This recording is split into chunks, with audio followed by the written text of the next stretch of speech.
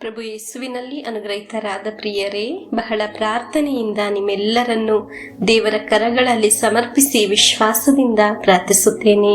ಪ್ರತಿನಿತ್ಯ ನಿಮಗಾಗಿ ಈ ಧ್ಯಾನ ಮಂದಿರದಲ್ಲಿ ಪ್ರಾರ್ಥಿಸುತ್ತಿದ್ದೇವೆ. ಬಹಳ ನಿರೀಕ್ಷೆಯಿಂದ ಆಗಿರೋಣ. ಈ ತಿಂಗಳು ವಿವಾಹ ಪ್ರಾಯವಾಗಿ ವಿವಾಹ ನಡೆಯದೇ ಇರುವವರಿಗಾಗಿ ಇಂದು ನಾಳೆ ಇರುವ ಎಲ್ಲಾ ಪ್ರಾರ್ಥನೆಗಳಲ್ಲಿ ಸಮರ್ಪಿಸಿ ಪ್ರಾರ್ಥಿಸೋಣ. ಕರ್ತರಾದ ದೇವರೇ, ನಿಮ್ಮ ವಾಕ್ಯ ಈ ದಿನಗಳಲ್ಲಿ ಗೌರವವಾಗಿ ಆಲಿಸಿದ ಪ್ರಾರ್ಥನೆಯನ್ನು ಸ್ವೀಕರಿಸಿದ ಈ ಎಲ್ಲ ಕುಟುಂಬಗಳನ್ನು ಸಮರ್ಪಿಸಿ ಪ್ರಾರ್ಥಿಸುತ್ತೇನೆ. ದೇವರ ಕಾರ್ಯ ಇವರು ಪ್ರಾರ್ಥಿಸಿದ ವಿಷಯದ ಒಳಗೆ ಪ್ರಕಟವಾಗಲಿ. ಆಮೇನ್. ನಿಮ್ಮ ದೂತರನ್ನು ಕಳಿಸಿರಿ.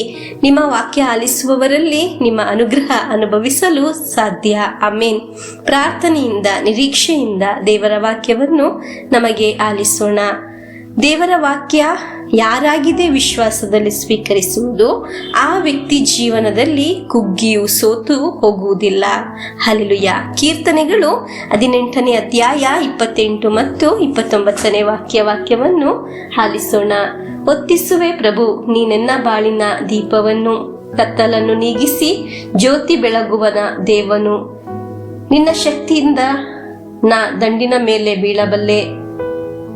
ದೇವ ನೆರವೆದ್ದಲ್ಲಿ ನಾ ಕೋಟೆ ಕೊತ್ತಲನ್ನೇ ಆರಬಲ್ಲೆ. ಪ್ರಿಯರೇ, ವಾಕ್ಯ ಆಲಿಸುವ ಸಮಯ ದೇವರು ದೀಪವನ್ನು ಒತ್ತಿಸುವ ಸಮಯವಾಗಿದೆ. ದೇವರ ವಾಕ್ಯ ನಮಗೆ ಲಭಿಸುವಾಗ ಕತ್ತಲೆ ನಿವಾರಣೆ ಆಗಲು ಪ್ರಾರಂಭವಾಗುತ್ತದೆ.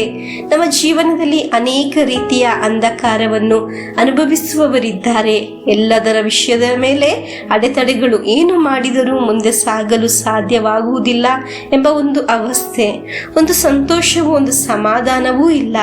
ದೇವರ ವಾಕ್ಯ ವಿಶ್ವಾಸದಿಂದ ಸ್ವೀಕರಿಸೋಣ. ನಮ್ಮ ಜೀವನದಲ್ಲಿರುವ ಎಲ್ಲ ಕತ್ತಲೆಗಳು ಓಡಿ ಹೋಗುತ್ತದೆ.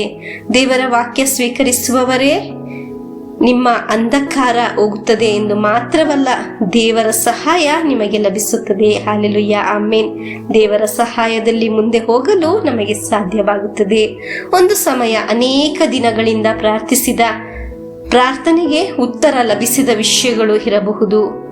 ಅದೆಲ್ಲವನ್ನು ಸಮರ್ಪಿಸಿ, ಪ್ರಭುವೇ, ಒಂದು ದೀಪವಾಗಿ ನನ್ನಲ್ಲಿ ಪ್ರಕಾಶಿಸಿರಿ, ಆ ಸಮಸ್ಯೆಯಿಂದ ನನಗೆ ಬಿಡುಗಡೆ ನೀಡಿರಿ ಎಂದು ಪ್ರಾರ್ಥಿಸಿ ಪ್ರಭು ಯೇಸುವಿನ ಆಶೀರ್ವಾದವನ್ನು ನಮಗೆ ಸ್ವೀಕರಿಸೋಣ. ಆಮೇನ್.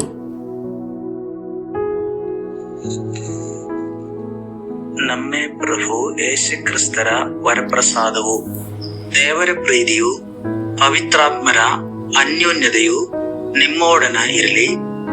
ರೋಗದಿಂದ, ಅಪಘಾತದಿಂದ, ವಂಚನೆಯಿಂದ, ನಿರಾಶೆಯಿಂದ ಸ್ವರ್ಗದ ದೇವರು ನಿಮ್ಮನ್ನು ಅದ್ಭುತವಾಗಿ ಸಂರಕ್ಷಿಸಲಿ. ದೀರ್ಘಾಯುಸ್ಸು, ಆರೋಗ್ಯ, ಸಮಾಧಾನ, ಸಂತೋಷ ಉಂಟಾಗಲಿ. ಪಿತನ, ಸುತನ, ಪವಿತ್ರಾತ್ಮರ ನಾಮದಲ್ಲಿ ಆಮೇನ್.